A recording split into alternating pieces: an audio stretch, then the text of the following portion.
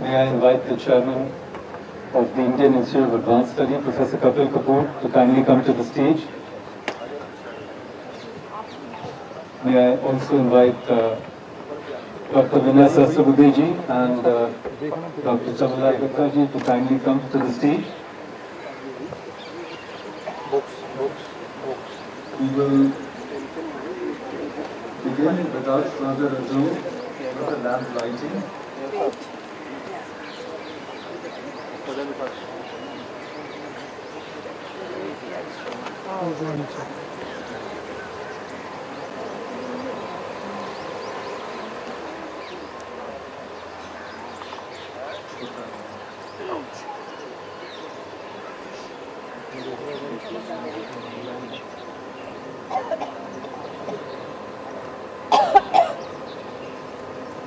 No, I'm helping.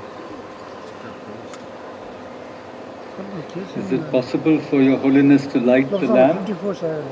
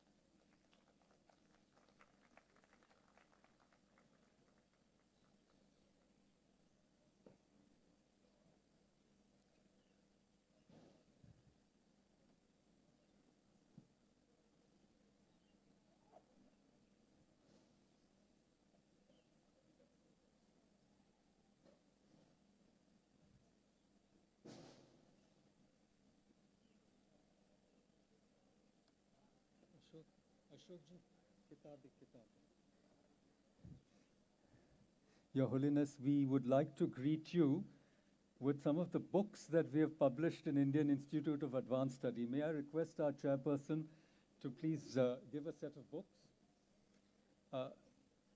These are books mostly on ethics, which is the subject of your talk today. And one of the books is on Shanti Deva and his idea of ethics, and it has actually been dedicated to you.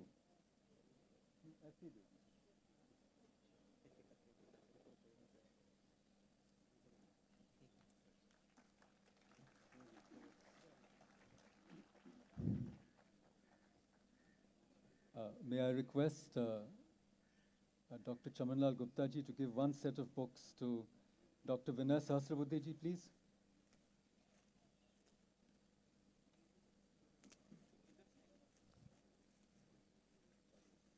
And may I request Colonel Tiwari to give one set of books to Mr. N.N. Vora ji, please?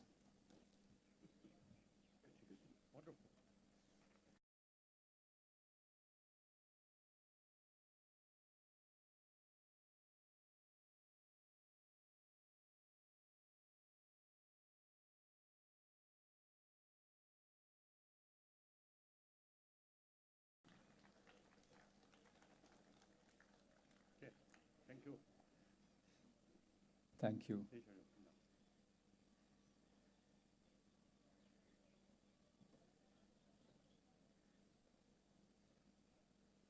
With your permission, Your Holiness, we'll begin. Yes. Thank you. Thank you, Your Holiness, for coming here today, for blessing us and gracing this occasion. Thank you, Mr. Vora, for collaborating with us. Many of us are members of IIC, and IIAS is also an institutional member. Thank you, sir, for collaboration, for this collaboration. Thank you to the other dignitaries, especially Dr. Vinay Sahasrabudheji, President of ICCR, Member of Parliament and author of Beyond a Billion Votes. It's a really great book. I recommend that you read it. Thank you to our Chair, Professor Kapil Kapoor, and to the Vice Chair, Professor C.L. Gupta ji, who has also translated His Holiness into Hindi. And thank you, Colonel Tiwari. Thank you, all of you, for being here. Thank you to our fellows, many of whom have come from Shimla for this occasion. For us, the Radhakrishnan Memorial Lecture is one of the most important days in our calendar, because it was President Radhakrishnan, Sarvepalli Radhakrishnan, who founded this institute. Your Holiness, the time when this institute was founded was a time of transition and crisis in the history of modern India. India had lost its first, so to speak, war after independence with China. You know that story better than we do, because I think you had warned Pandit Nehru that after Tibet, the next to be attacked would be India. That happened in '62. And Pandit Jawaharlal Nehru, our first Prime Minister, also passed away in 1964, in May, if I remember right, on 27th or so. And then it was Lal Bahadur Shastri who became the Prime Minister of India. It was during his tenure that this institute was founded. The education minister then was M.C. Chagla, who was an outstanding scholar, barrister, as well as educationist. As it happens, he also was instrumental in founding the Jawaharlal Nehru University, with which I'm also associated. Thank you. But the moving spirit behind the foundation of the Indian Institute of Advanced Study was none other than Dr. Sarvepalli Radhakrishnan. Your Holiness, it would interest you that Dr. Radhakrishnan was not only a great scholar of Hinduism, especially Vedanta and Sanskrit, but also a professor of philosophy. In fact, he was the first Indian to hold a chair in Oxford University. He was the Spalding Chair of Eastern Religions and Ethics. I mention ethics because ethics is the subject of our talk today by His Holiness.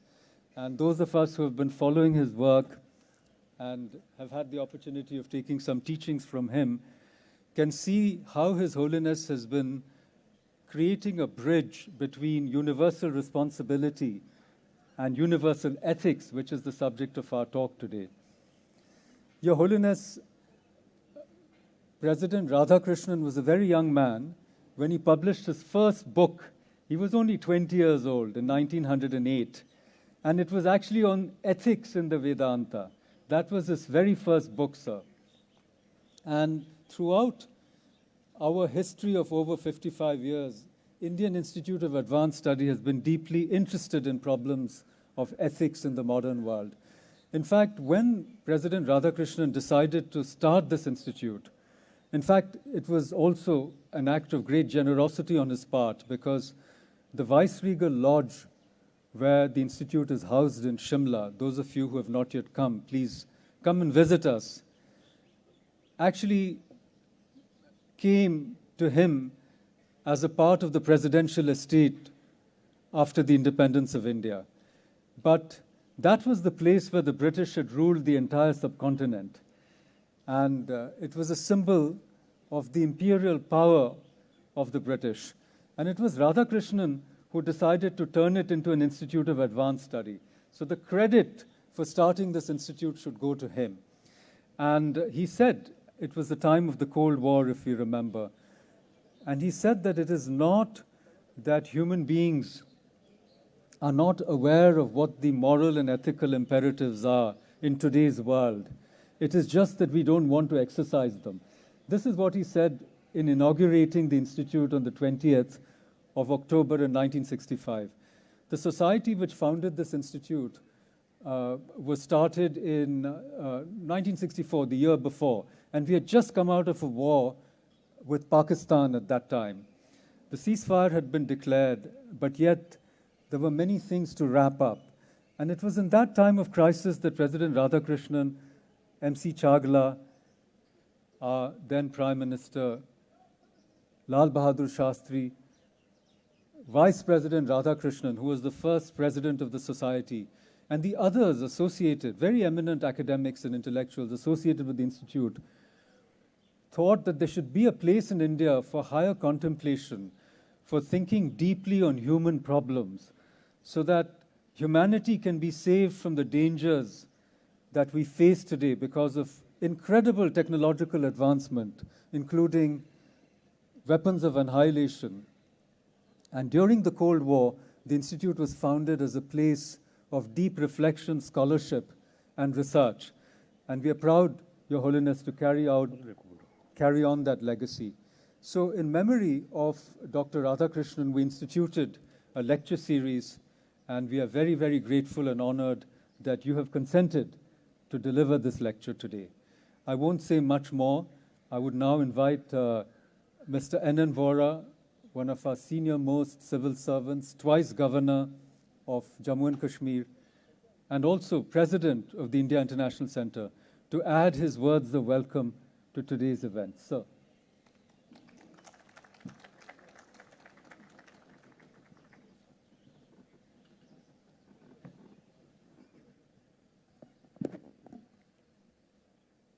His Holiness,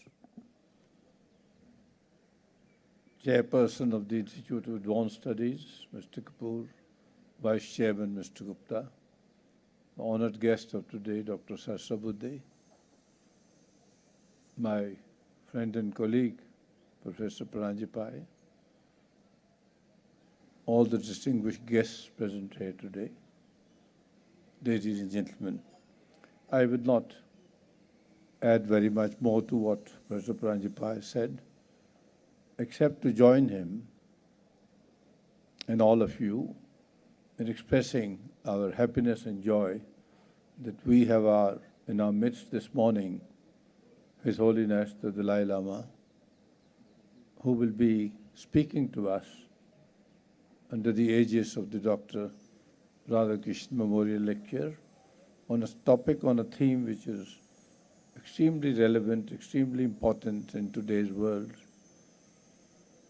issues relating to our ethical values and how they permeate or don't permeate in our functioning at the political, at the social, at the economic, and the community level. I can claim a long association with His Holiness. He would not, of course, remember that. Early 60s, I was posted as a magistrate in Kangra when His Holiness had shifted from Mussoorie to Dharamsala. And the Ministry of External Affairs was looking after the liaison. But as it happened, one of our colleagues in the Foreign Service had to proceed on leave. And I was deputed for short-term assignment up at Dharamsala, the camp where His Holiness was staying. And I had the privilege of serving him and being around him for a couple of weeks. He was then engaged very seriously in learning English.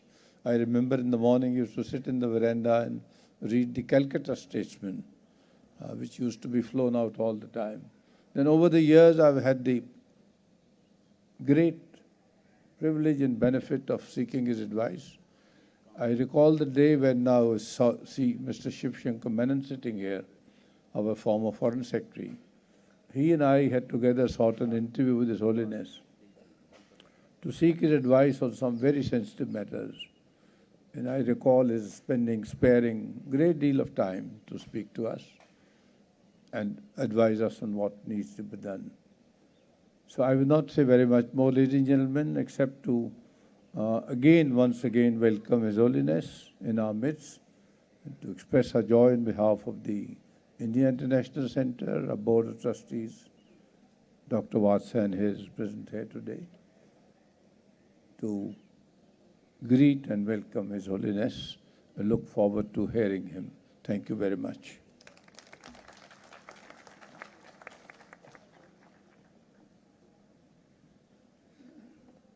Thank you, Mr. Vora. May I now invite our Vice Chairman, Dr. C.L. Gupta, to say a few words of introduction. Of course, His Holiness does not require an introduction, but even so, it is something that we would do as a matter of protocol. Please. And also Dr. Vinay Sahasrabudhe.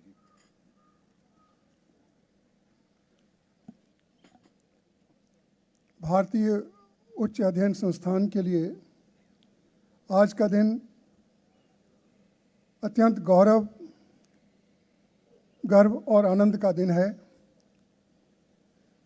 हमें गर्व है कि आज हम इस देश के महान सपूत डॉक्टर एस राधाकृष्णन की स्मृति में 24वें व्याख्यान का आयोजन कर रहे हैं। हमें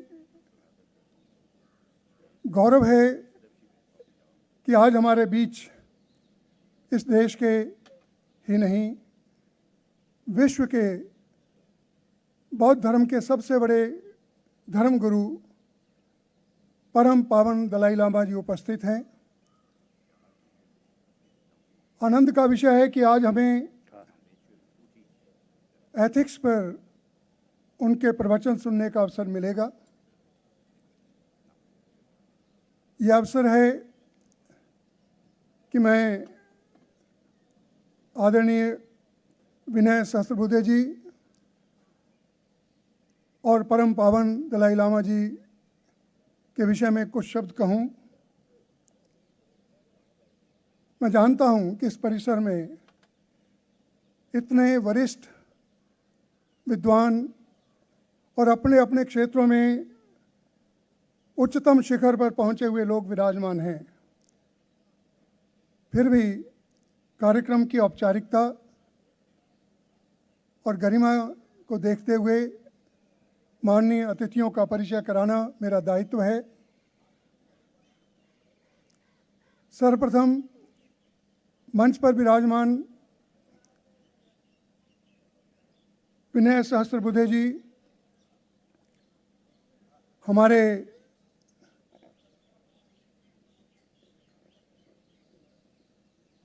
भारतीय जनता पार्टी के उपाध्यक्ष भी हैं, राज्यसभा के माननीय सदस्य भी हैं, राजस्थान भाजपा के प्रभारी भी हैं। स्वभाव से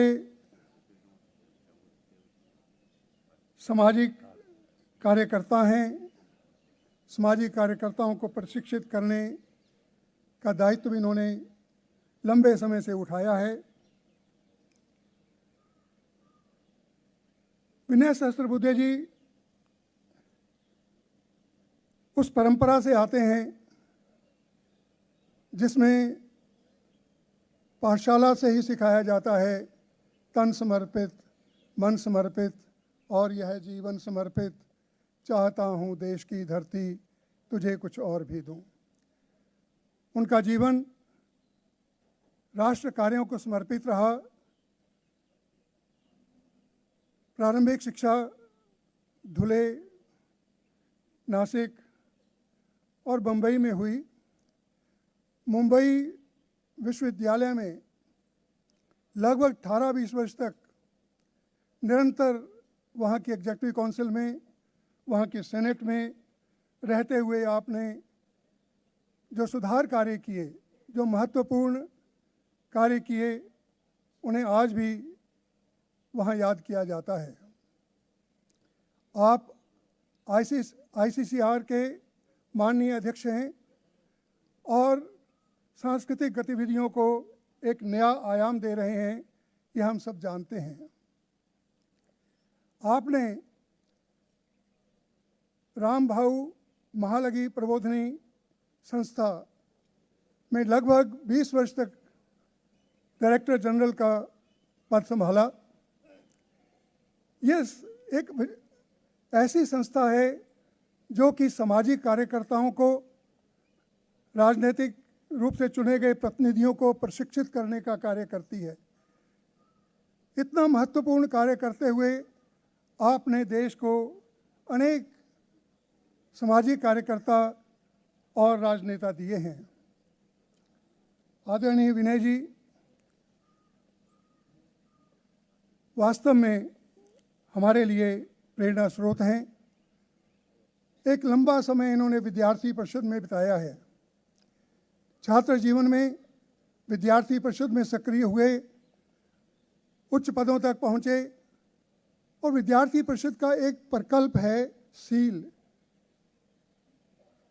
सील के अंतर्गत student experience in interstate living एक प्रकल्प चलता है, जहाँ पर उत्तर पूर्व की विभिन्न के क्षेत्रों से छात्रों को पूरे देश में भ्रमण के लिए बुलाया जाता है और उन्हें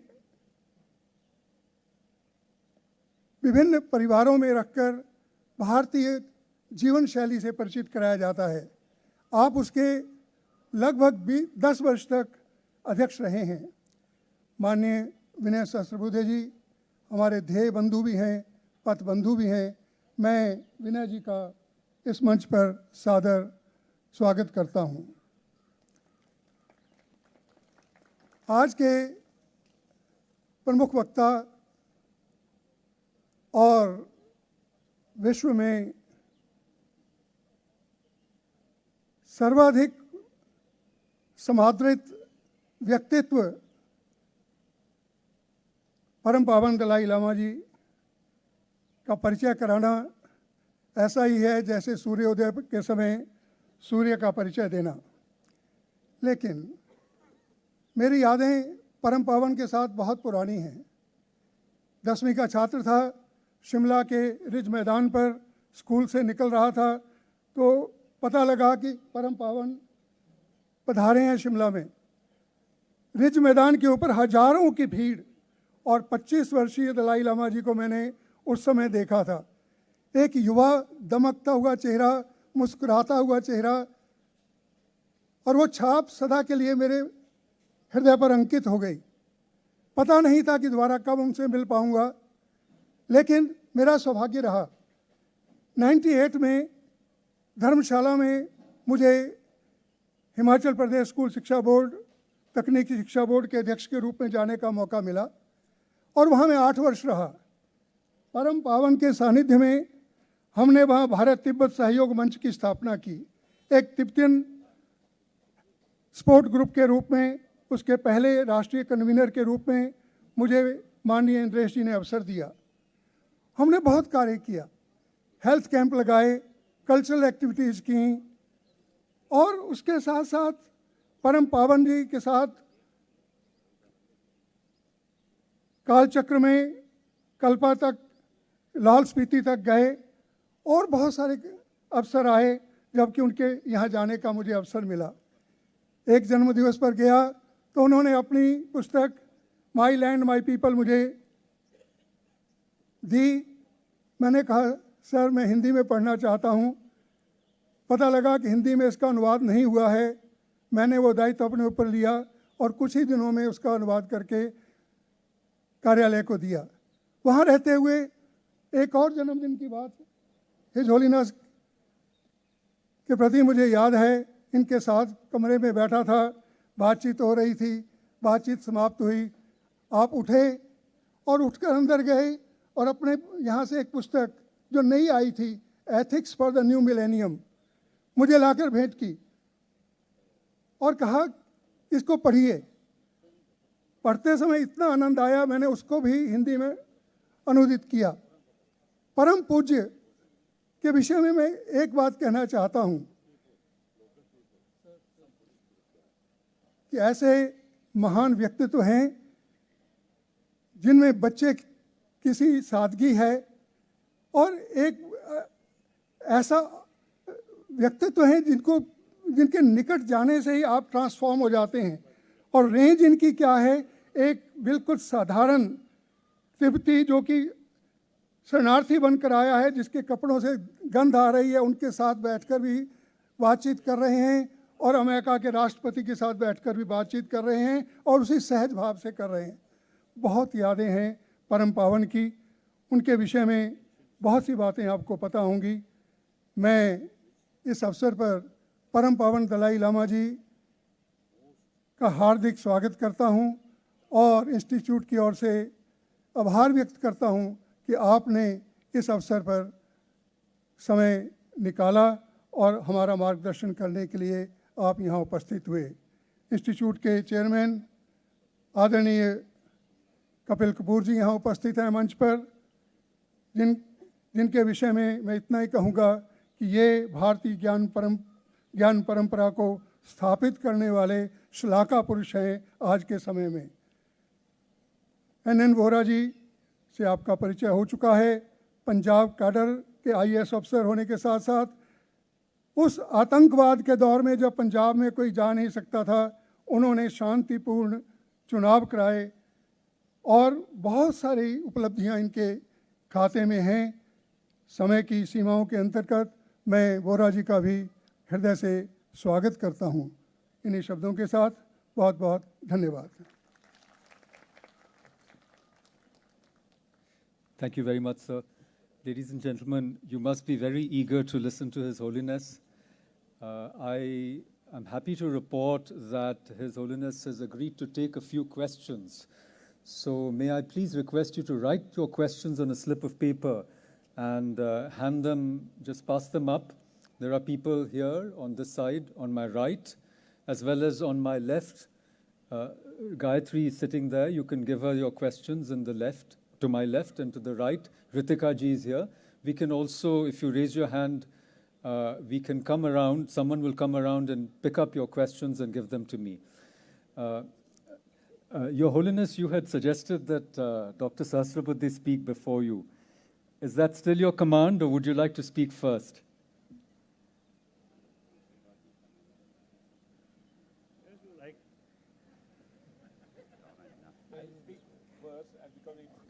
Okay, may I invite Dr. Sahasrabudhe to please say a few words. Thank you. Thank you, sir.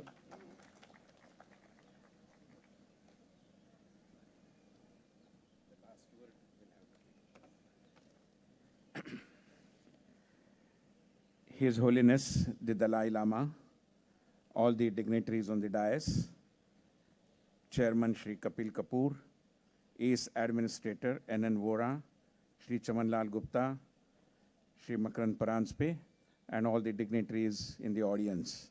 I am aware of the fact that all of us are here basically to listen to him, and his will have to be the last word, which is why just for 5 minutes I'll be shouldering this responsibility of engaging in a kind of conversation with you, as is the format of the event.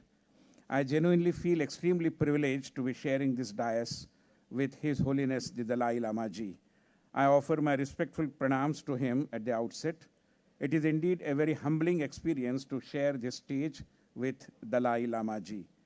I am deeply grateful to the Indian Institute of Advanced Studies for bestowing this honor on me. Thank you very much. Universal ethics is a subject on which not every spiritual leader would have the moral authority to speak. Respected Dalai Lama Ji has earned this authority through his relentless struggle for humanitarian values, including human rights, at the core of which are ideas of universal ethics. Ethics is not like politics or social sciences, where people can speak about theoretical aspect only, totally disregarding the practitioner's track. Ethics, I understand, is perhaps equally about theory and practice. Theorizing universal ethics is undoubtedly extremely difficult. It is difficult on 2 counts. Firstly, evolving a set of eternally relevant concepts about what is ethical and what is not ethical is extraordinarily difficult, as the world has been a witness to the fact that ethical standards also transform with the times. Secondly, setting theoretically sound and logically flawless concepts about ethical conduct and later making them universally acceptable is easier said than done. To reflect on this highly complex subject of universal ethics, you have to have a universally revered towering personality like His Holiness Puja the Dalai Lama-ji. I am conscious of the fact that I am too small an individual to speak even cursorily about this subject, which is profoundly intricate. However, universal ethics has also much to do about the subject of ethical universe. Ethical universe would remain a chimera if universal ethics is not allowed to be evolved. At the same time, ladies and gentlemen, universal ethics would be considered as a purely utopian idea if, at least in parts, it is not reflected in the way we conduct ourselves as a global community. When I refer to ethical universe, I believe the prerequisites of its, within my limited understanding, are primarily four. Firstly, it is the universal acceptance of the principles of what I describe as spiritual democracy, where there absolutely is no scope for any hegemonic or monopolistic approach towards salvation. Secondly, striking a fine balance between individualism and collectivism. Individuals are not fragments. They are parts of the whole. They are eternally interdependent. Let's remember that ethical universe is just not possible without recognizing this fact. Thirdly, for a just world order, especially in the context of natural resources, contribute before you consume will have to be the fundamental approach. Thanks to the lifestyle issues, rich countries consume more and sadly contribute proportionately too less towards the protection of global environment. This imbalance needs to be done away with to ensure what I describe as environmental justice. Lastly, there is a crying need to establish the ethic that ethics and economics can very well go together. Mahatma Gandhi's ideals of trusteeship could be the cornerstone of what one may describe as ethical economics. Friends, to cut the long story short, I only have to say that every individual can move on to the path of universal ethics effectively. Puja Dalai Lama-ji's presence here will most certainly add to the confidence hugely. But like Gautam Buddha's message of Atma Deepa Bhava or Atta Deepa Bhava, every individual will have to enlighten his inner self to realize that everyone can contribute towards creating an ethically strong universe. In the presence of His Holiness the Dalai Lama-ji, let's rededicate ourselves towards these teachings of Bhagwan Gautam Buddha. Thank you very much. Thank you, sir, for those inspiring and enlightening words, particularly for your emphasis on India as a spiritual democracy. Thank you very much. May I now invite His Holiness to address us. Would you like to sit there? We can. Yes, please. Okay.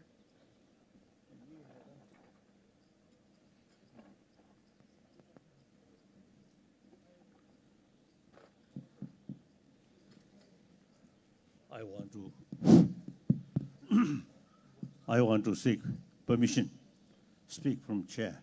Okay. Now, I think some reason, 84-year-old person. So, some reason. And my knees, some problem. These days, I sort of express to my some friend when they ask me about my knees. Then I sort of telling them, all my energy goes to brain, not here.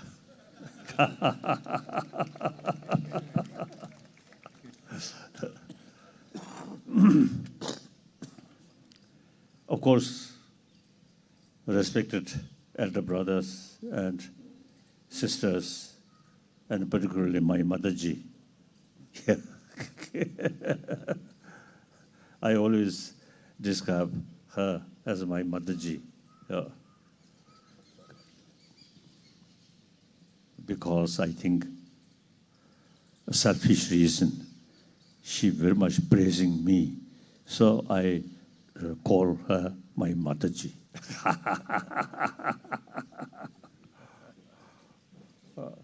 And then here, number of my long-time friend,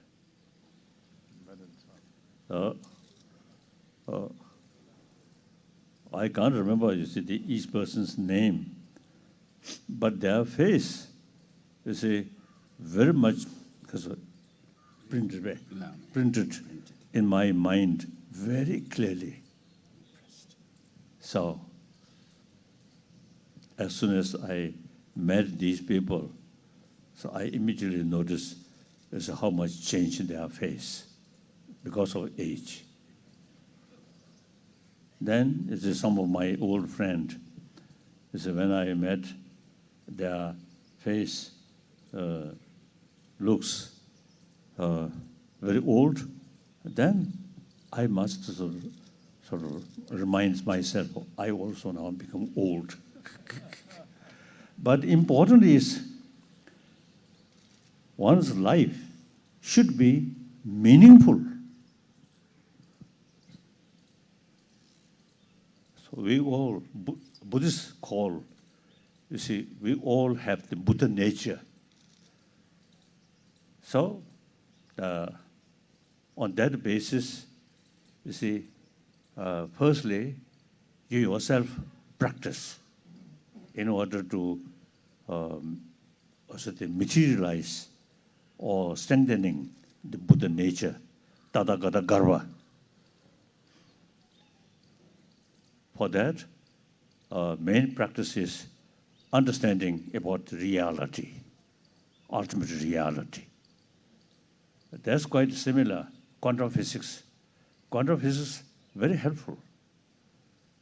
So daily my practice or meditation about shunyata, I also, you see, combine some of the quantum physicists to their view. They say there's big sort of gap, appearances and reality.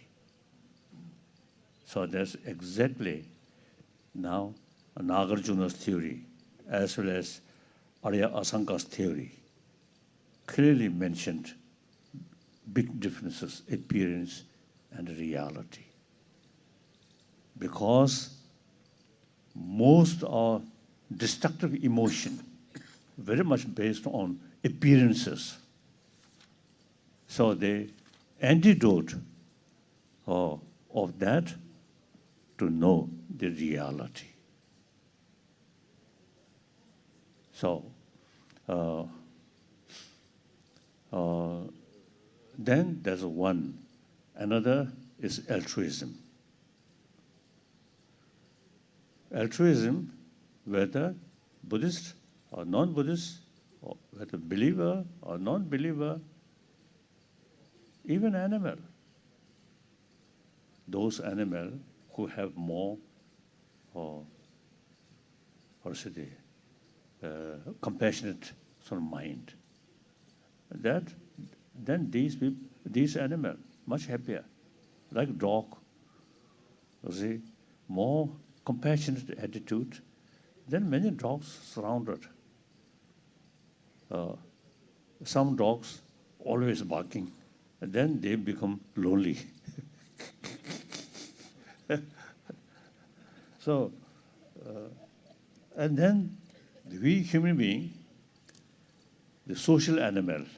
Now some scientists also say basic human nature, because we are social animal, so basic our nature is more compassionate. That's what scientists say. So the teaching or essence of all major world tradition carry same message of love. And for that, use different sort of philosophical views. So all major religious tradition, since they carry same message, Therefore, you see, all major religious tradition should have sort of live harmoniously with mutual respect.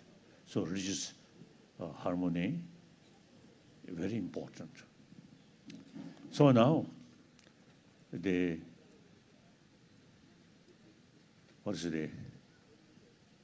do you call ethics, or in any way, our very existence is very much based on rest of our community. So now today, of course, the memory about the Radhakrishnan. 1956, I came India on Buddha Jayanti celebration. That government of India organized, and the chairman of the committee was Radhakrishnan. So I feel, I always used to telling Indian, now India should have the sort of the study more about ancient Indian knowledge.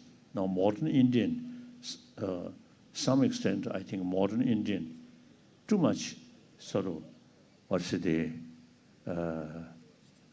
too much sort of follow materialistic life with materialistic education.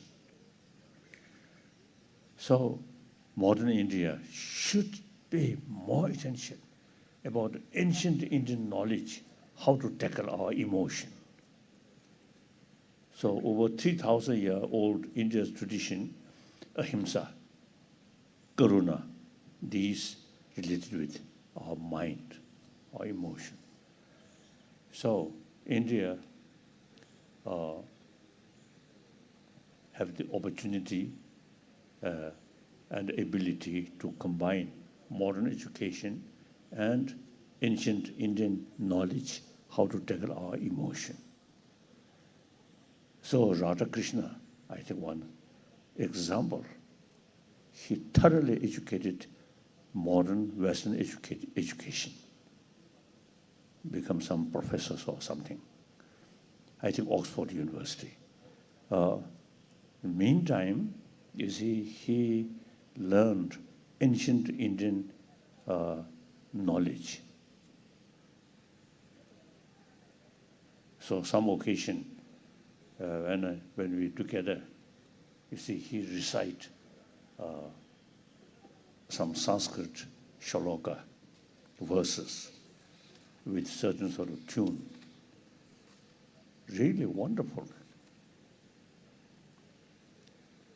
But meantime, if may I say so, when Radhakrishnan recite some Madhyamika Mulakarikas, some verses, and he in Sanskrit, he sort of recite, and I felt, oh, the meaning maybe I know better.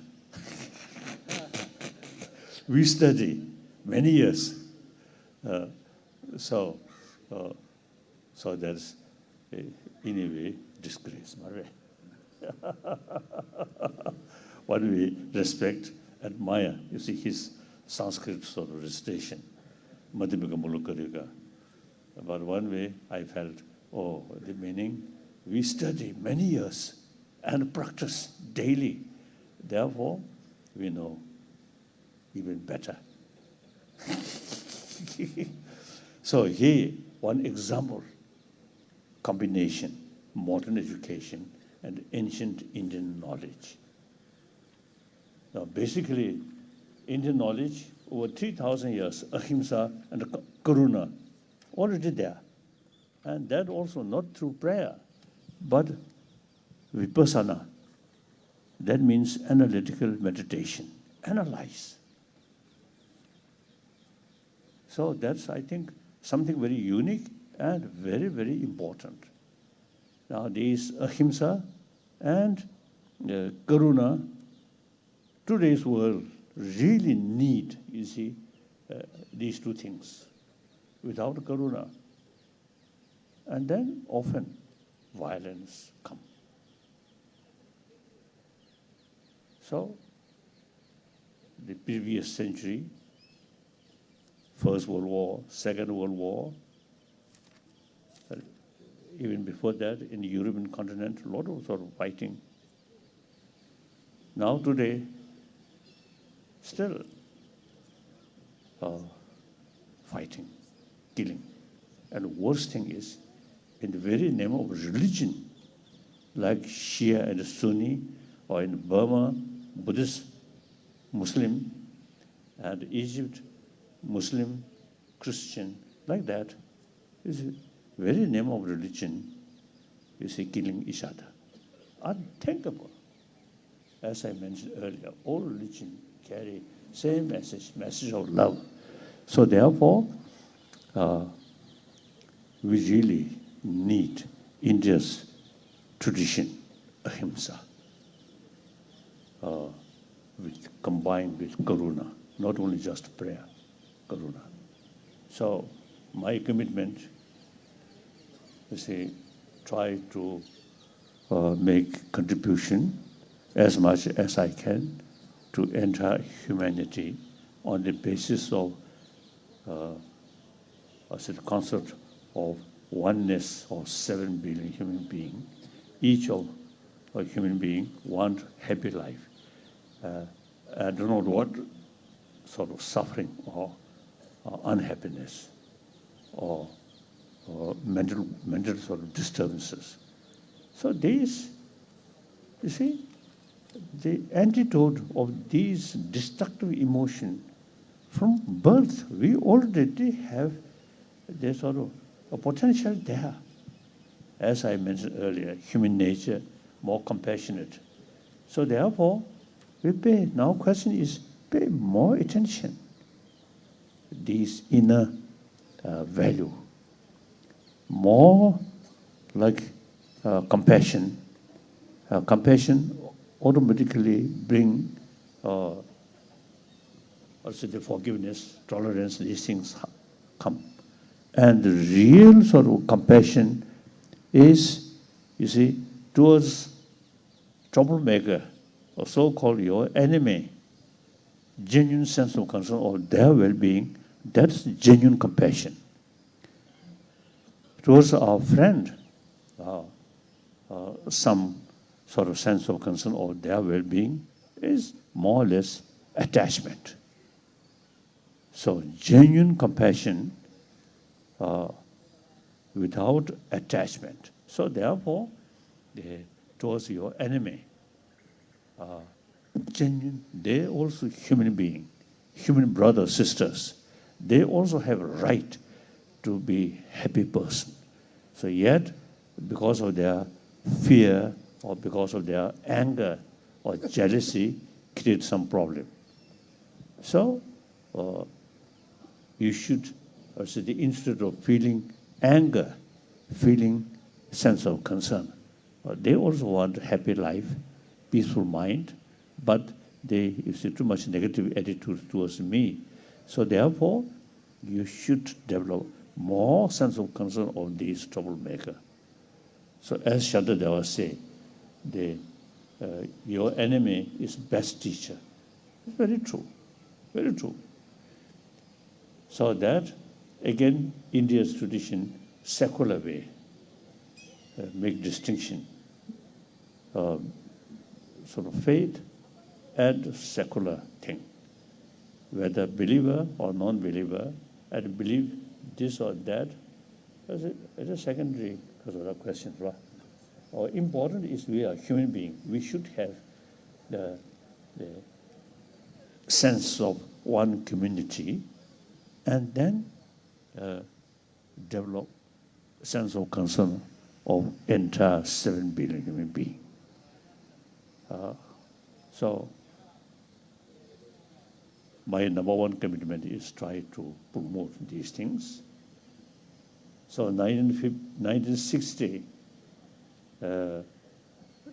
59, I reached Mussoorie, 1 year, remained there. Then 60, I came here. Government of India arranged this place. Then the late Avapant is a great friend since 56. So he once he told me in Saw Ashram, one room, seeing the plane. He expressed to me, oh, now from this place, your sort of light can reach wider place, wider area.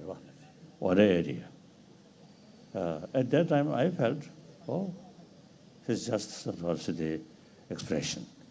But it seems now, 60 years passed, now, number of people really showing me this is loving kindness, and scholars, religious leaders, scientists, many, you see, they are showing interest about my thinking. And you see, the Buddhist philosophy, I consider academic subject, not a religious subject. So number of scientists also now showing interest about, you say, like Patita Samupand, interdependency. So these things, and as far as external thing is concerned, the scientists highly developed. But internal thing, science, modern science, not yet reach, not yet develop, special paying attention. Even you see, early part of 20th century, scientists, special brain specialists, they do not accept beside brain something sort of like mind or chit. They never sort of they pay attention. Everything, only brain. Now, later part of 20th century, number of scientists now paying interest or accept there is something which affect our brain. That's our mind chit. So now some scientists now begin to carry some research work. For example, people who meditate during that period, it's some examination about what situation about their brain and what's changing. And then at the time of death, it's some people is after clinically dead, but body remain very fresh. Sometimes 3 weeks, 2 weeks. So the Moscow University, some scientists, they pay more attention. So they establish one sort of place in Bangalore. Whenever some people in that area, mainly monk, who after death, clinically after death, still body remain fresh, so they already carry some project to examine. So, and also like Wisconsin, the university's brain specialist, Richard Dickinson, since many years, he examined. So now these people accept, you see, beside brain, there is something which really affect our brain, and that is something, you see, more or less separate, independent from this brain. So this ancient Indian knowledge, I consider academic subject about, the peace of mind, also very relevant for a healthy body. So, therefore, the other day I met the local, I think Himachal police. So he told me some sort of problem in this state, drug problem. So these are lack of knowledge how to bring peaceful mind. So they simply relying, taking, drugs. So this clearly indication, clear indication. In school, not as a religion, but as a sort of academic subject to bring inner peace through that way, healthy body and also longevity. No, longevity. So I think India, you already have the potential. Now pay more attention about ancient Indian knowledge. So Radhakrishna, one example. So I really very much sort of honor to participate to this function. I am not going to say much. I think sun. I think many audience, you see, find some difficulties about too much sun. Okay, so I will stop. Thank you.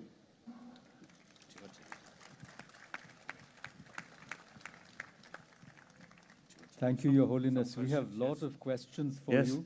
some question. Yes, I have- written question Yes. or direct question. After these, then some direct questions. Oh, yes, yes. So, Your Holiness, A question and also argument. Then I want to show you, as a student of a Nalanda tradition, and we very much sort of study about logic.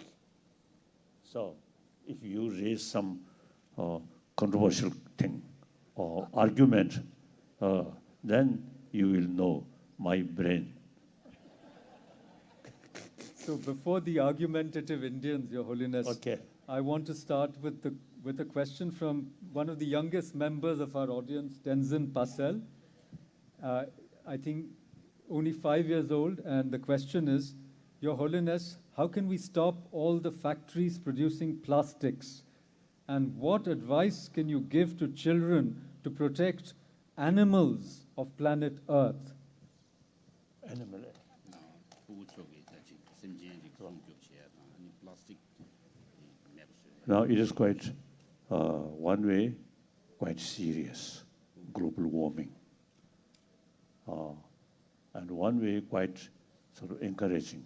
Many young people, many students now really showing genuine concern. Under the Swedish girl, Hasa, No. but that Theater. Swedish girl, wonderful, really wonderful. So young people seems to say more open mind. So old people sometimes everything fixed here.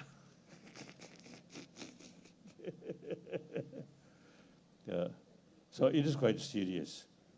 But still, you see, we need more awareness through paper or like that.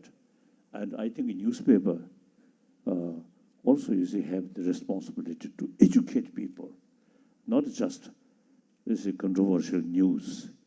Beside that, some articles about, you see, these serious matter.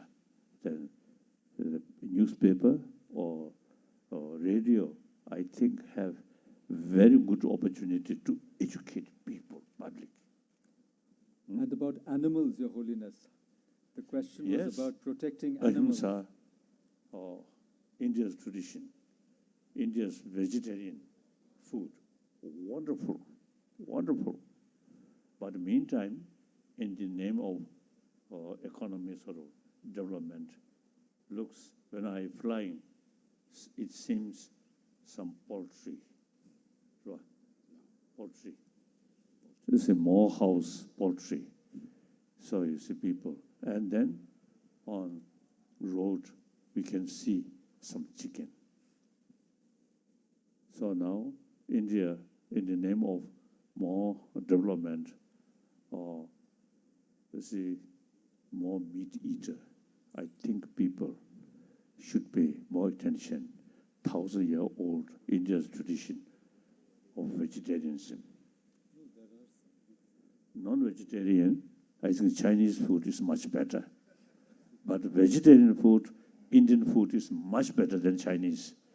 China, almost none non-vegetarian delicious food. Thank you, Your Holiness. The second question is also about children. The question is from Professor Neera Bhalla Sareen, I think. The question is, my greatest regards to His Holiness, to whom I bow down. I want to ask how to inculcate ethical values in children from 6 to 16 years. 6 to 16. Basically, you see, as scientists say, basic human nature is more compassionate. So, very young age, I think they really love. It's a smile, affection. Without that, they can't survive. And as soon as we're born, mother take full responsibility, or with sense of infinite, or say they compassionate, sort of taking care. Without that, we can't survive. So our life starts that way. So young children, I think they also, I think very fresh about, the compassionate attitude, one another, play together. I often used mentioning, one time in pathology in Switzerland, also different nations, Palestine home and the Jewish home are side by side. You said, no problem. They play together. So the problem is, once these children join education, in education, now not much pay attention about basic human value, which in child's mind very much fresh. Oh, then you see in education field, now they make emphasis, educate people, children, different religion, different nationality, these things. So I have some critical view about existing our education system, which very much oriented about material value. That not adequate to teach children about our inner value. So they are from birth, the inner value very much alive. But once join education, no longer talking about these things. So in education, should include education about warm-heartedness. And now plenty of reasons about scientific finding. So we have a lot of reasons to educate people. The warm-heartedness not only bring peace of mind, but also, healthy body, like that.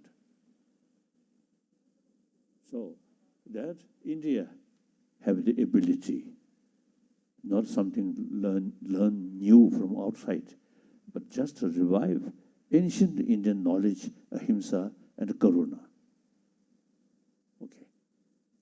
This question, Your Holiness, is also about teaching. The question is, as a teacher who teaches professional ethics and human values to engineering students, how can I motivate and convince them to transfer the theoretical knowledge into practice? We already start some program at Dharamsala with the cooperation, full cooperation with government college there. So we already have some sort of program, teachers training. So now eventually, I think all India, should include within these teachers training especially to pay attention about our emotion. And usually I describe map of emotion. These are your own traditional knowledge, not something new. So only revival of these knowledge. Your Holiness, this question is about the gap between the master and the follower. It's from Dr. Mohinder Singh. He says, how do we bridge the growing gap between the teachings of the master and the practices of the followers? The gap between the master and the disciple or the follower. The follower themselves should pay more attention for study. These days, as far as Buddhism is concerned, I'm telling people, we Buddhists should be 21st century Buddhist, not just faith. Buddham Shanam Gacchami, not that way. You see, study. What is the meaning of Buddha? What is the meaning of Dharma? For that, the Four Noble Truths. In order to know Four Noble Truths thoroughly, you need knowledge about true truth. Ultimate truth in Kasa, Ultimate truth and the conventional truth. like that. So, see, Buddhists, particularly with Narendra tradition, you see, each point should examine, not faith. Buddha himself is expressed to us. Oh, my follower, monks, scholars should not accept my teaching out of faith, but rather thorough investigation and experiment. That's very scientific way. So, like that, and is the believer, including Buddhist, you see, should pay more attention for study. And instead of sort of faith, yes, not instead of that, you must develop the logical approach. Even Buddha's own words come, we should express why he said that. So not yes. So Buddha himself, as I sort of mentioned earlier. So Buddhists, and particularly in Narendra tradition, we must also to develop question mark, why? Then further investigation. So some Narendra master even rejected some Buddha's own teaching. If we accept particular Buddha's teaching, it goes against reason. So we reject Buddha's own word. Buddha taught that for particular audiences, not genuine his teaching. So many Narendra master rejected Buddha's own teaching. So now many information about mind, about psychology, about logic, about philosophy, similar quantum physics. Now these quite useful. These original source, Buddhist sort of literature. But we should take these as an academic subject, not a religious subject. So then we can use this knowledge for sort of further development of our brain and including physical health and world peace, individual peaceful mind, and through that way, peaceful society, and finally, peaceful world. Mainly academic way, not religion, not talking about next life, not talking about nirvana, moksha.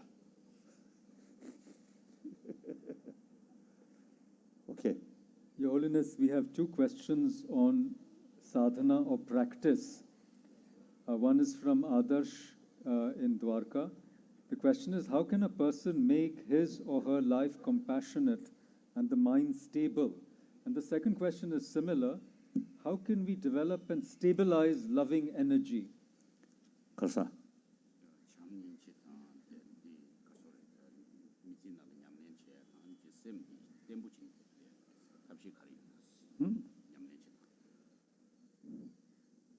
According to my own experience, these subjects not all the certain come my mind.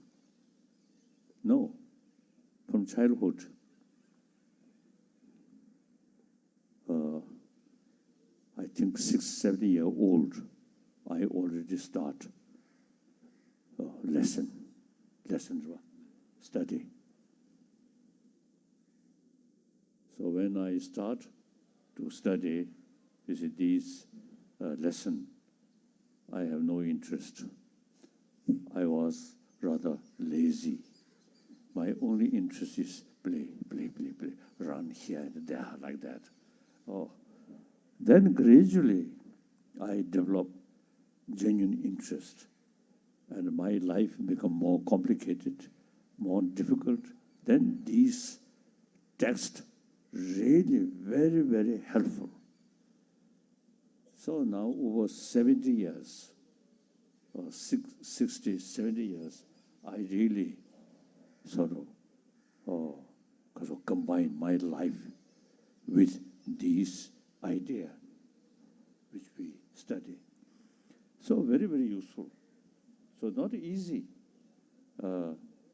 My case, as I mentioned earlier, at least 60, 70 years I practice. So the result, really immense effect in my mind. When my life passing through difficult, so I can keep peace of mind. So altruistic sort of practice, or through that practice, you see, the whole universe appears something very positive. Too much negative emotion, self-centered, selfish, then suspicion, anxiety, like that. Through that way, the whole world appears something negative. So ultimately, depend on your warm-heartedness, not through faith, but through reasoning, analyze, and with help of scientific findings. And very good. So not easy. As I mentioned earlier, you see, few decades I practiced these things. Your Holiness, we have 3 questions which are related. One is from Mr. Matthew Cherian of Helpage India. He asks, how do you remain happy and smiling at all times? Is it only to be with the highly exalted people? That's one question. Oh. Another question is, can you please Yes, share okay, with... okay. Sorry. I have some special pill that brings smile. Your As I Holiness, mentioned earlier, you see, I think firstly, your enemy, troublemaker, criticizing you, you consider best teacher. Then you see no basis for anger or jealousy. Then some people more success, then oh, very good, no jealousy. Like now Chinese, if you criticize me, I feel sometimes more concerned about their anger. You see, their fear. You see, never feel anger like that. So therefore, you see, and then I think first, basically, I think a Tibetan, generally speaking, quite because of the joyful way. Joyful. I think then those people who from Himalayan area also you see more generally you see same Tibetan culture, isn't it? So that's I think due to Buddhism You see, since from childhood, we always hear mother sentient being, entire sentient being. Consider as dear as your mother, mother sentient being. So from childhood, you see this knowledge very familiar in our mind. And then gradually practice, you gain more experiences. So therefore, my own case, as basis is, as I mentioned earlier, mother-centered being. Then thinking this, then I always think at least oneness of 7 billion human beings. So wherever I go, I always feel same human being, same human brothers, sisters. You know. So daily, when I wake up quite early, 3:30 usually. Then come out after my bath, because of the bath, shower, and then go outside my room. And then, you see, first sort of people are police. So I usually, whenever I met police, I do this. And then shake hand. Then is I teasing them. So long, human face there, no need sort of introduce or not important rank, just a human being. I believe strongly oneness of 7 billion human beings. With that, wherever I go, or whenever I meet some people, I feel we are same, human brothers, sisters. And I teasing like that. And some police more serious. So then, firstly, I smile. And then their response still more serious. Then I do this. Then they smile. Like that. So, whenever I meet people, no barrier, we are same.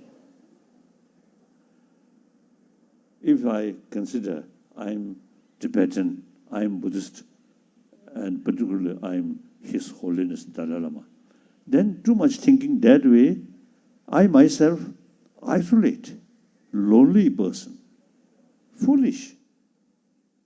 Much better think I'm just a human being.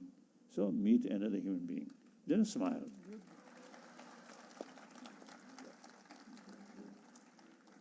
Your Holiness, this question is from Gautam and Brignya. And the question is, can you please share with us the ethics of living as a couple? The ethics of living as a couple. I think both have responsibility. So firstly, sometimes I think in California, one Christian was a teacher. He usually helping marriage. He asked me. Then I told, we discussed. The marriage should not take hurriedly. Better know each other. Not only attraction from face, but deeper nature of the other. Then, once you know not only physical beauty, but deeper level of the person, you develop, both sides develop some kind of trust or deeper respect, then marry. So we agreed that. So like that. And then the inner value is more important than outer beauty. Outer beauty, you can make some artificial. And the inside full of anger, then no use. Holiness, now there are some questions which are slightly more provocative or even political. This question is, despite your presence in India for 60 years, why has the education of dharma, culture, and philosophy gone down in this country? 그렇죠.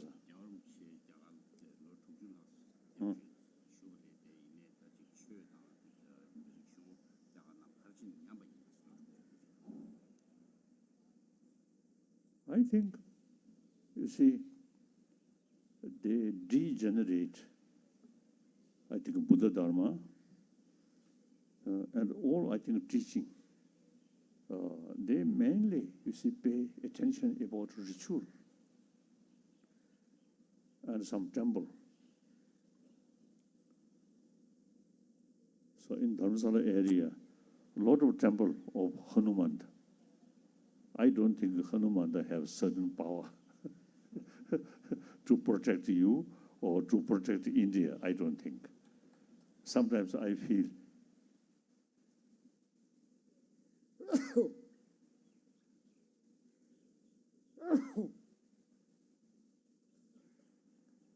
population of monkey now increasing in some area, in Dharamsala area also. These suppose soldier of Hanuman. So sometimes they quite sort of disturbances, take a flower or some other things like that. So India, I think, generally speaking, not pay much attention about real meaning of Dharma. But still, however, the ahimsa and karuna, I think, become part of Indian culture. So therefore, religious harmony and comparatively peaceful society. I think 1,000-year-old Indian tradition, ahimsa, really, you see, impact India's masses. So then, religious people, I think, should pay more attention for study, or not just sort of recite some mantra or some prayer. It's just part of the practice. Real practice is transform of emotion. That's real practice. Okay. Your Holiness, we do not have cordless mics for the audience. So how many more questions can we have? One or two more questions? Yes, yes. Okay. Here's a question. There are a lot of questions about the state of the world we live in today. You know, what is happening to the world? Why is there so much violence? So I can sum them up with this one question. Where is our world headed to? Is there hope for durable world peace? And this is from a lady from the Mr. I think Mark Messenger from the German school. I always feel the existing education on modern world. I think modern education developed in Western world. So at the beginning, the separate education institution started. I think at that time, it is quite balanced. Faith, inner value is concerned. Monastery and nunnery, they take care. And then eventually, after sort of industrialization, then they need separate education institution. Then they develop this institution. Then they are mainly focusing about material development and science and technology. So then, since the very education is very much oriented about material value, I think that's a mistake. So education, not as a religious sort of education, but as I mentioned earlier, about psychology, about peace of mind. These, as an academic subject, should include in our education field. Then, after, you see, I think 20, 30 years, generation who come through that kind of education, I think, I'm quite sure, different sort of kind of people. Existing education, just talking material, not talking about, in this case, here in India, they accept your part of your culture, ahimsa. Through education, no particular sort of, the emphasis on these things. That's, I think, a mistake. So India need some kind of revolution about our education system, I feel. My latest commitment is try to revival in education field. These ancient, as I already mentioned, India can combine ancient knowledge about mind, ahimsa, karuna, and then modern education combination. Then these mental quality should not consider as a religious subject, but academic subject. Then? Your Holiness, there are 2 or 3 questions about religion.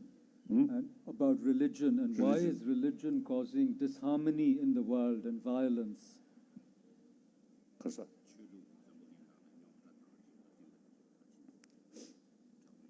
I think, you see,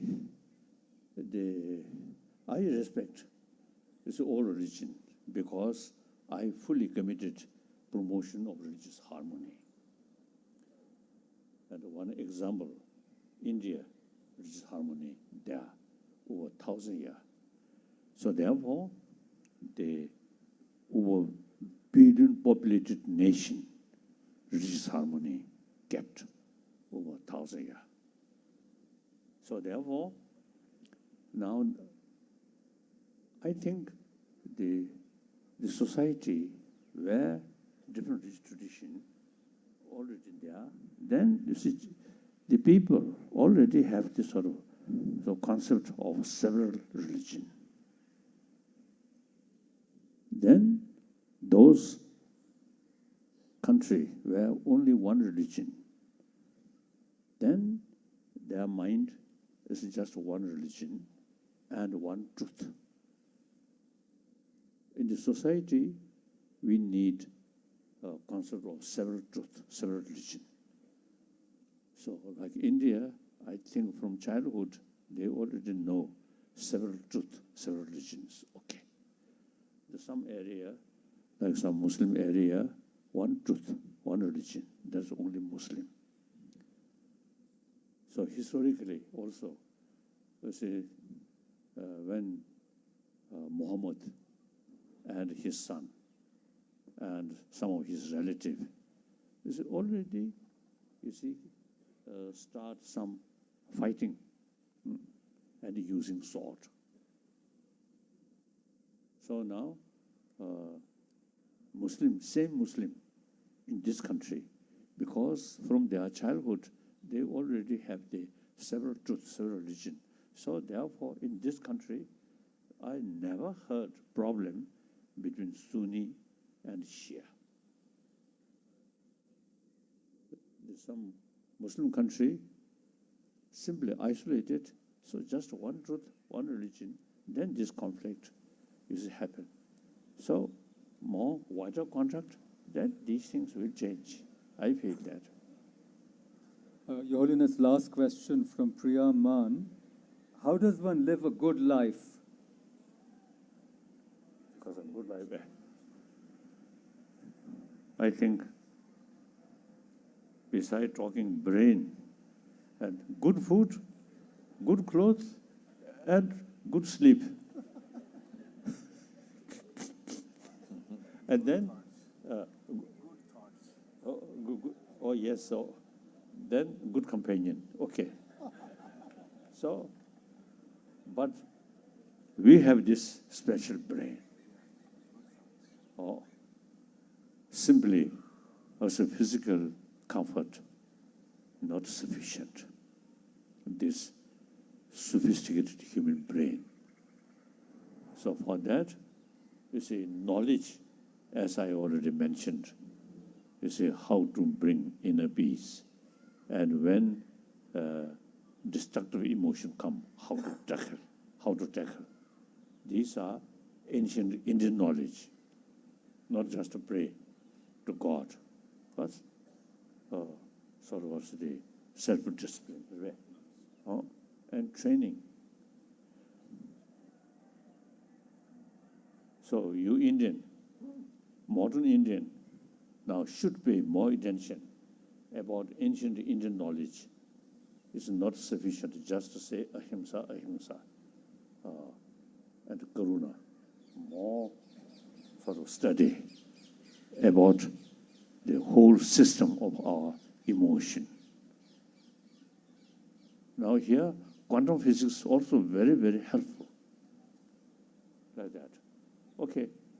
Thank you, Your Holiness. I just want to read out 2 comments. They're not questions. The first is, thank you for answering my question before I could ask it. And another comment from somebody called Warsaw. Only one word I know that has no match, love. I love you from here to eternity, forever. Keep well, keep warm. That's a message for you. Thank you. Thank you. Yes. One lady. Yes.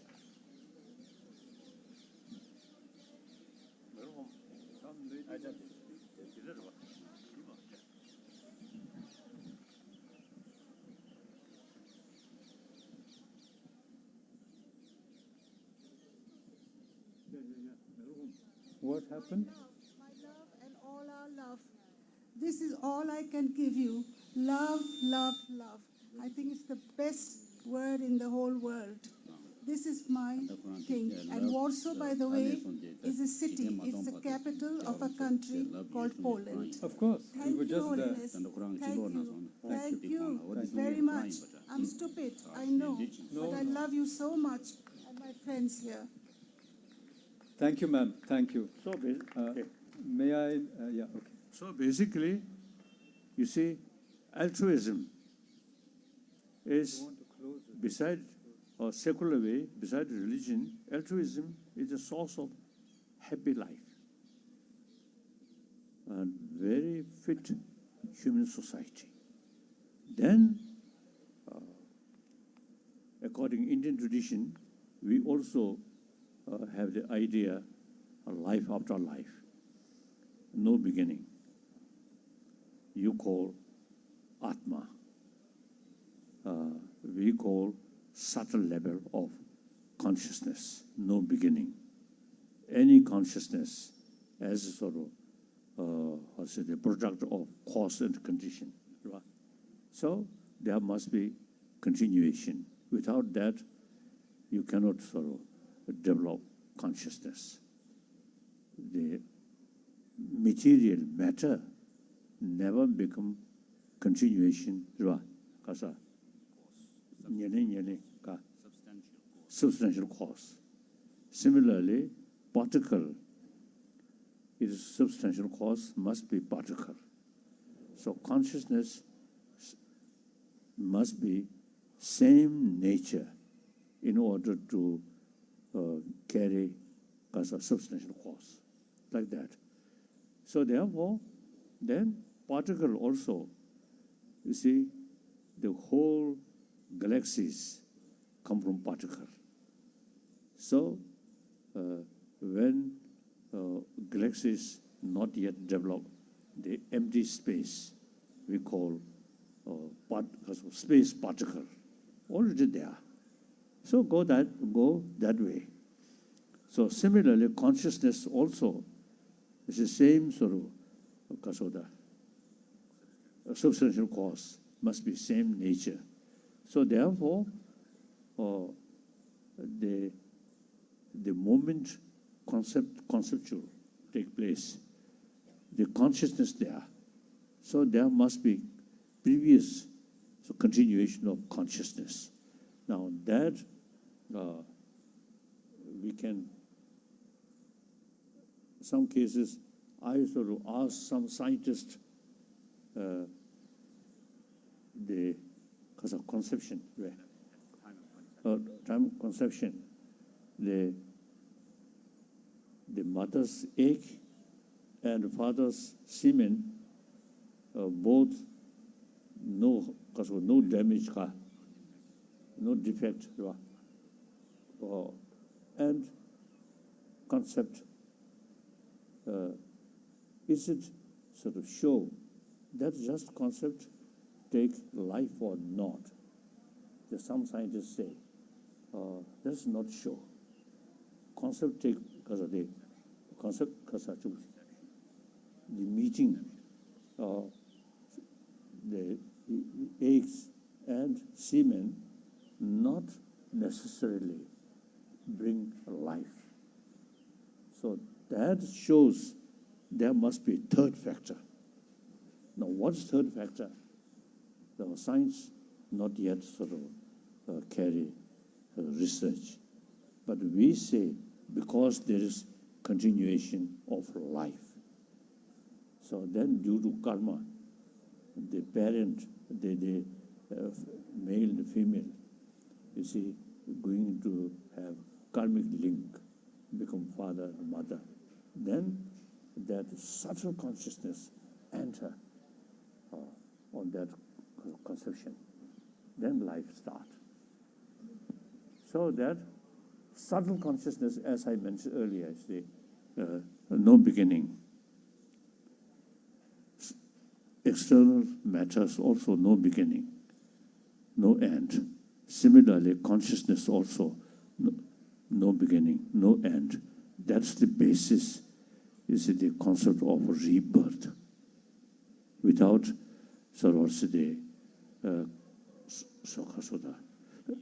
the idea of Atma.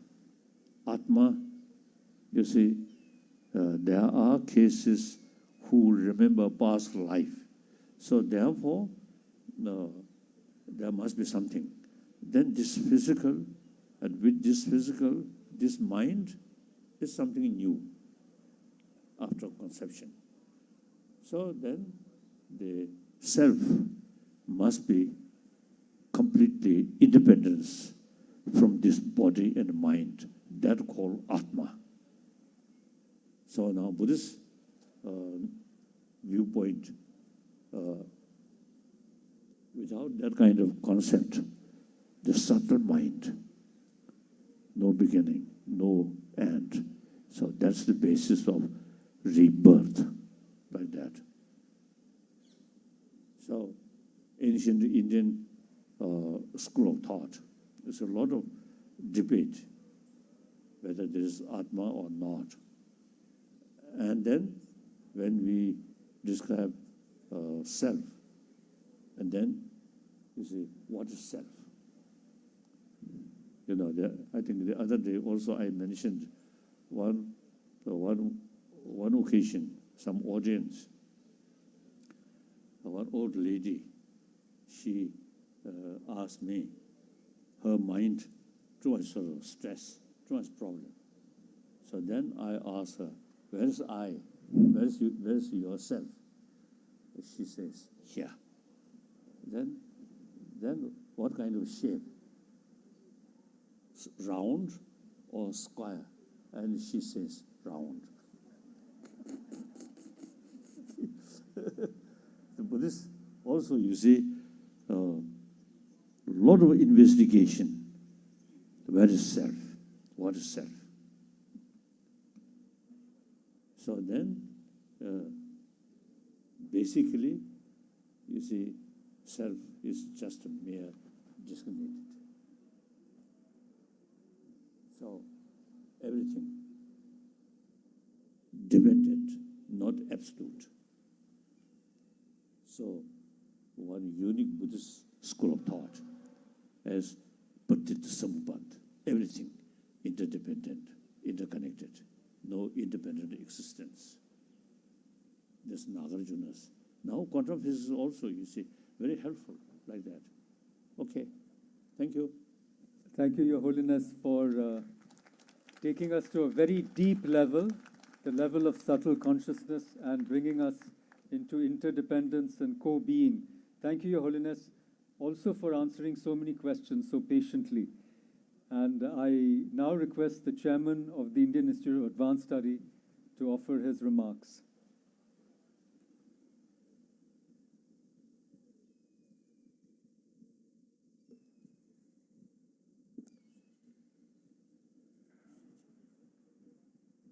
सबको मेरा नमस्कार। Your holiness, आपके आदेश से, आपकी आज्ञा से मेरा ये सौभाग्य है कि मैं आज आपकी छाया में बैठा।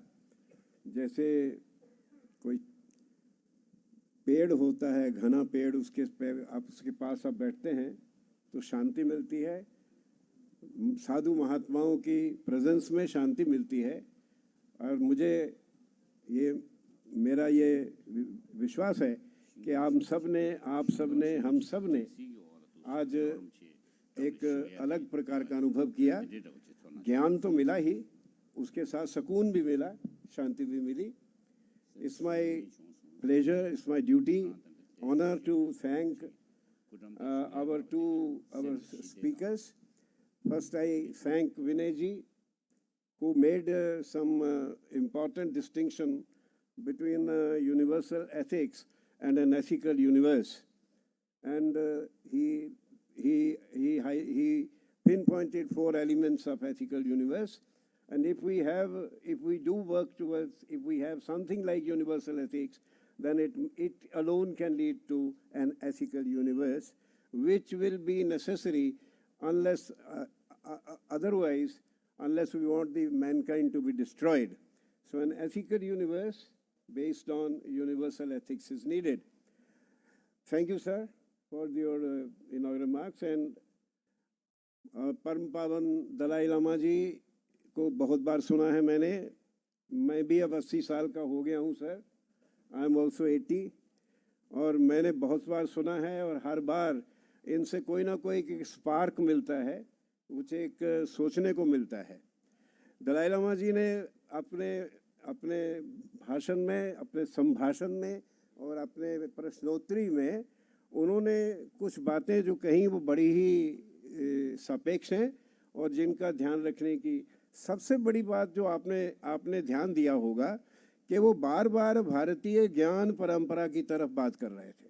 बार बार कह रहे थे कि भारत का जो अपना ज्ञान है, भारत की जो इतनी लंबी परंपरा है चिंतन की, उस चिंतन के केंद्र में ही वो है जो कि आज हमारी सभ्यता या संस्कृति को चाहिए। और भारतीय ज्ञान परंपरा के केंद्र में जो चेतना या चैतन्य का चिंतन है, कॉन्शियसनेस जिसका शब्द कह रहे थे, जो चैतन्य और चेतना, चित्ती चेतना, उससे जो प्रफुल्लित होते हैं, वो दो तत्व उन्होंने बार बार बताए हैं, अहिंसा और करुणा। और ये भारतीय दलाई लामा जी ने कहा है कि ये भारत की संस्कृति का अभिन्न अंग है। ये हमारे आम सोच, आम विचार, ये हमारी प्रकृति है, भारतीयों की प्रकृति में है। और उसके जो विरोध में होता है वो एबरेशन है। और उसके कारण कई हैं, कुछ मॉडर्निटी है, कुछ दूसरे इन्फ्लुएंसेस हैं। पर ये इनका जो इन्होंने इस सारे जो संसार में विक्षिप्ति है या जो हमारे देश में कभी कभी ये जो हिंसा या दुनिया में मिल गई, उसका कारण दलाई लामा जी ने कहा कि हमारी शिक्षा है। जो शिक्षा पद्धति है, जो शिक्षा, पाश्चात्य शिक्षा, वेस्टर्न शिक्षा, जिसे हमने मूलचूल रूप से ले लिया है और उसमें हमने अपनी शिक्षा को दबा दिया है, उससे हमारा ये बहुत बड़ा नुकसान हुआ है। क्योंकि भारतीय शिक्षा में एक प्रकार का रित था, बैलेंस था, एक इमोशंस या भाव में, जीवन मूल्य में और जीवन की सुविधा में, सुख में और सुविधा में, सुख के साधन और सुविधा के साधन, उनको मिलाने का ढंग हमारी शिक्षा पद्धति का भाग होता था। हमने अपनी शिक्षा, अपना ज्ञान परंपरा छोड़ दी, और ये तो दलाई लामा जी की और तिब्बत के हमारे भाइयों की मेहरबानी है कि हमारा कुछ ज्ञान बच गया इनके यहाँ जाके। हमारे यहाँ तो निकल गया। 6000 से ज़्यादा पांडुलिपियाँ वाराणसी में आई हैं, जिनका इन्हें अनुवाद कर रहे हैं। नालंदा के बेचारे भिक्खू जब उनके सर काटे जा रहे थे, वो बेचारे 6000 ही पांडुलिपियाँ ले जा सके। अगर 10-1 हज़ार और ले जाते तो हमारा और ज्ञान बच जाता, क्योंकि हम तो अपने ज्ञान की रक्षा नहीं कर पाए, ज्ञान की रक्षा ही नहीं कर पाए। हमने अपना ज्ञान छोड़ दिया। हम उसको एक प्रकार का पुराना, घटिया, बीता हुआ ज्ञान मानते हैं। और इतनी चकाचौंध है हमारे सामने दुनिया की, पश्चिम की, कि हमने अपनी शिक्षा पद्धति को भी उनके अनुकूल ढाल लिया है। बहुत कोशिश करते हैं, विनय जी से कई बार चर्चा भी होती है कि हमें अपनी शिक्षा का ये ऊपर का इधर उधर से छेड़छाड़ करने से बात नहीं बनेगी। मूल चूल परिवर्तन की आवश्यकता है, मूल चूल परिवर्तन। जैसे दलाई लामा जी ने कहा कि अगर हम मूल्यों की शिक्षा नहीं देते हैं और सिर्फ सुविधा, जीवन सुविधा, कंफर्ट, वही फिलॉसफी पढ़ाते हैं, पैकेज फिलॉसफी पढ़ाते हैं, यूनिवर्सिटियों में हम बच्चों को पैकेज, बड़ा पैकेज लेने के लिए भेजते हैं, तो फिर इस देश का उद्धार तो होने वाला नहीं है और जीवन में सुख और शांति तो आने वाली नहीं है। मेरे पास ज़्यादा मुझे टाइम नहीं लेना है, क्योंकि हमें पता है कि इन्होंने जाना है। तो मैं 2-3 बातें मोटी मोटी सिर्फ नाम ले लूँगा, ताकि ये जो आज का जो पूरी चर्चा हुई है जीवन मूल्यों की, एथिक्स का अनुवाद मैं करता हूँ जीवन मूल्य। और जैसे हम लोग जानते हैं कि भगवद गीता में 16वें अध्याय में जो भी जीवन मूल्य हैं, उनको वो दैवी संपदा, हर व्यक्ति में, हर समाज में, पूरे ब्रह्मांड में एक दैवी संपदा होती है, एक आसुरी संपदा होती है। जब तक उनका रित रहता है, बैलेंस रहता है, तो व्यक्ति भी ठीक रहता है, समाज भी ठीक रहता है और ब्रह्मांड भी टिका रहता है। जब वो रित नहीं रहता, धर्म और रित का इक्विपॉइस जब नहीं रहता, तो व्यक्ति पागल खाने चला जाता है, समाज में हिंसा होती है और आकाश में कोई ना कोई सितारा टूट जाता है। तो ये जो बैलेंस है जीवन मूल्यों का, दैवी संपदा, आसुरी का, और चरक ने संहिता में, हमारी संहिता में, भारत की सनातन ज्ञान परंपरा में चरक उनको सद्वृत्तियाँ कहता है। हमारे देश में मूल्यों का, जीवन मूल्यों का चिंतन बड़ा पुराना है, बड़ी लंबी परंपरा है। अगर आप उनको गिनना ही शुरू करें तो कम से कम आपको मिलेगा कि 37 तो एक्सप्लिसिटली लिस्टेड हैं। हर समाज अपने अपने परिप्रेक्ष्य, अपनी ज़रूरतों के अनुसार मूल्यों को निर्धारित करता है। इसलिए जो हमारी भारत के जो पंथ हैं, जैसे जब सनातन है, बौद्ध है, जैन है और सिख है, उनके अपने अपने मूल्य हैं और कुछ जुड़ता है। मैं अभी पूरा गिनाने की तो आवश्यकता नहीं, भगवद गीता में आप देख सकते हैं, चरक में देख सकते हैं, परंतु जो बौद्धों का जो पंचशील, उनके आर्य सत्य और उनका अष्टांग योग, वो उसमें जुड़ा। और जैनियों के 3 रत्न जुड़े, 3 रत्न, सम्यक दृष्टि, सम्यक ज्ञान और सम्यक चरित्र। और सिख धर्म में दो जीवन मूल्य नए जुड़े, एक संतोष जो वैसे आता था पर उन्होंने उसको जीवन, और सबसे बड़ा उनका जो जुड़ा वो है सेवा। जितनी सेवा सिख धर्म में होती है उतना और कोई धर्म नहीं करता। तो इस प्रकार भारत में इसका बड़ा समन्वय हुआ। पश्चिम में जो अब्राहमिक रिलीजन, उनके बारे में ज़्यादा नहीं कहूँगा, परंतु जो जीवन मूल्य होते हैं 3 प्रकार के होते हैं। एक होता है आदेश, एक होती है विधि और एक होती है निषेध, कि ये आप करिए, ये आपको करना चाहिए, ये आप मत करिए। 3 प्रकार के होते हैं। और ये दुख की बात है कि इनको सुनते तो सब हैं, सब लोग सुनते हैं, शब्द बड़े अच्छे लगते हैं, पर प्रैक्टिस, दलाई लामा जी ने बार बार कहा, जब प्रश्न भी पूछा गया कि अभ्यास करने से जीवन मूल्य अपने में उतरते हैं और तब आपका व्यक्तित्व और आपका जो चरित्र है वो बदलता है और शांत होता है। तो ये सुनते सब हैं, मानता कोई नहीं। वेद व्यास ने महाभारत के अंत में कहा कि मैं दोनों बाजू उठा के चिल्ला रहा हूँ कब से कि धर्म सबसे ऊपर है, पर सुनता कौन है। और प्लेटो ने कहा, I have been shouting goodness is above all, but who listens? कोई नहीं सुनता। All the wise people have been saying the same thing, and all the masses who are in large number have been doing the opposite. फिर भी हम जीवन मूल्यों की बात क्यों करते हैं? हमें क्यों करनी चाहिए? क्योंकि जब हमारे सामने कुछ निर्धारित ही नहीं होगा, कुछ ऐसे फेथ हैं, कुछ ऐसे बिलीफ सिस्टम हैं जिनके सामने ऐसे मूल्य नहीं हैं, तो उनकी जो प्रकृति है वो बड़ी हिंसात्मक हो जाती है। और इनके करने की आवश्यकता इसलिए है कि व्यक्ति के जीवन में शांति, समाज में शांति और पूरे संसार में शांति व्याप्त हो। हम सोचते हैं कि इंसान का जीवित रहना ज़रूरी है। मैं नहीं मानता कि हमारा इंसान का भी जीवित रहना ज़रूरी है। हो सकता है कि अगर इंसान ना रहे तो शायद ये धरती ज़्यादा सुखी हो, ये भी हो सकता है। परंतु उसके बाद अब ये बहुत बातें, परंतु आज मैं पुण्य पावन दलाई लामा जी आपके चरणों में झुक के मैं आपका अपने हृदय से धन्यवाद करता हूँ कि आपने हमको हमारी सोच के ऊपर एक टिप्पणी डाली है, एक रेखा खींची है कि हमारी जितनी सोच है उसमें हमारी सोच इस तरफ जानी वो ज़्यादा ज़रूरी है। और आपने जो अभ्यास के ऊपर, प्रैक्टिस के ऊपर और शिक्षा के ऊपर जो आपने दबाव डाला कि हमें इसका ध्यान देना चाहिए, सबसे ज़्यादा बात है कि जब बड़े प्रश्न पूछे गए, हम अच्छे कैसे बने, अच्छा जीवन कैसे पाएं? अच्छा जीवन तो अच्छा बनने से ही मिलता है। Be good and your life will be good. That's a very simple formula कि आप अच्छे हो जाएंगे तो अच्छा जीवन रहेगा। ठीक है, तो धन्यवाद आप सबका यहाँ आने का, धन्यवाद डायरेक्टर साहब का अरेंज करने के लिए, और इंस्टीट्यूट के हमारे सारे जो यंग और हमारे साथी जो आए हैं यहाँ, जिन्होंने इतनी मेहनत से ये सारा काम किया है, उन सबका धन्यवाद। और हमारे फेलोज़ जो शिमला से यहाँ आए हैं गर्मी में, यहाँ गर्मी है ना, तो उनका भी धन्यवाद सबका। दयामा जी आपका बहुत धन्यवाद।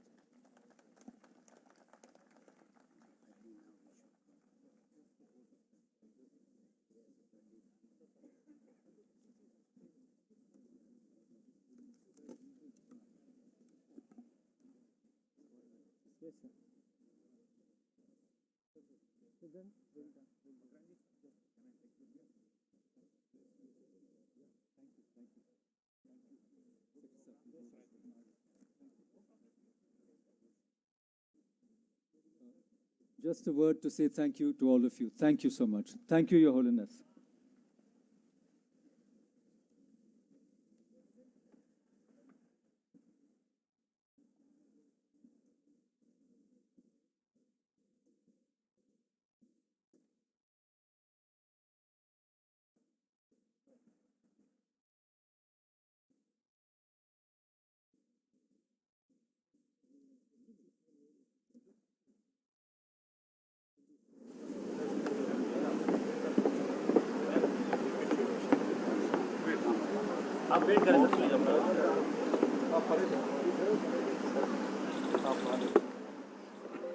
उधर जाओ ना सामने।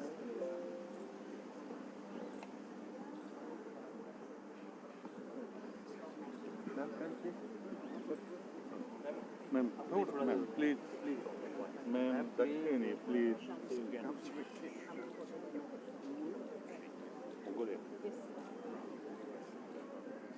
जनरल सेक्रेटरी ऑफ मैत्री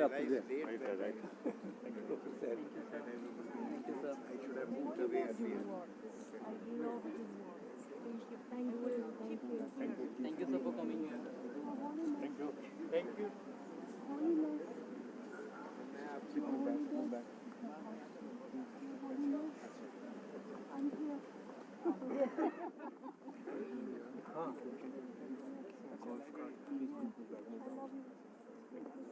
I'm also here. She's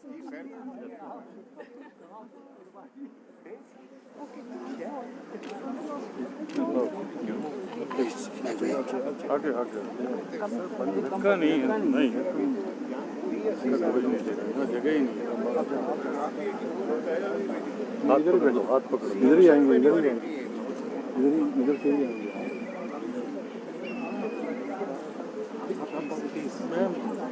No touching, no touching. गली गली गली।